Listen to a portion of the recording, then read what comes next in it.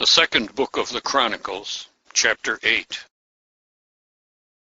And it came to pass at the end of 20 years, when Solomon had built the house of Jehovah, and his own house, that the cities which Urim had given to Solomon, Solomon built them and caused the children of Israel to dwell there. And Solomon went to Hamath Zobah, and overcame it. And he built Tadmor in the wilderness, and all the store cities which he built in Hamath.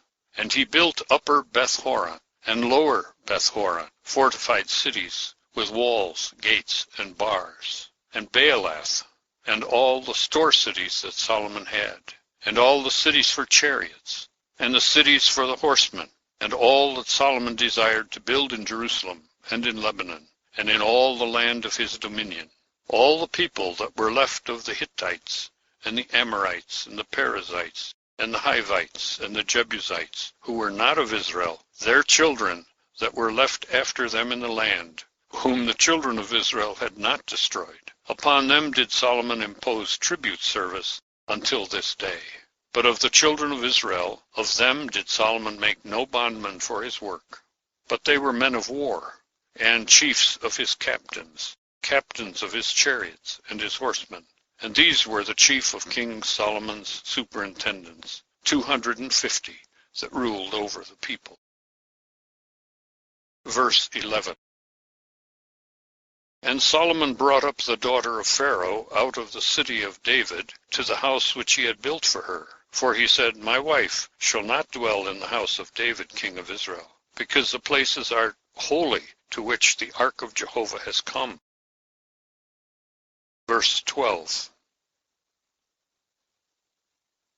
Then Solomon offered up burnt offerings to Jehovah on the altar of Jehovah, which he had built before the porch, even as the duty of every day required, offering according to the commandment of Moses, on the Sabbaths and on the new moons, and at the set feasts 3 times in the year, at the feast of unleavened bread, and at the feast of weeks, and at the feast of tabernacles.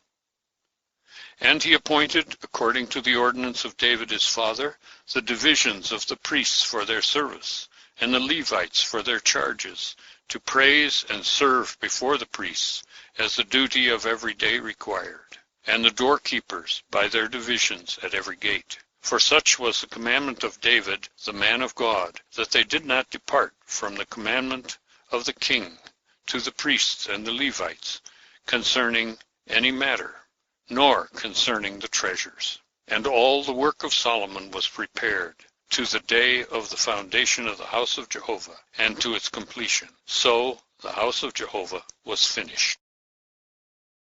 Verse 17. Then went Solomon to Ezion-Geber, and to Eloth on the seashore in the land of Edom. And Huram sent him by his servants' ships, and servants that had knowledge of the sea. And they went with the servants of Solomon to Ophir, and fetched thence 450 talents of gold, and brought them to King Solomon.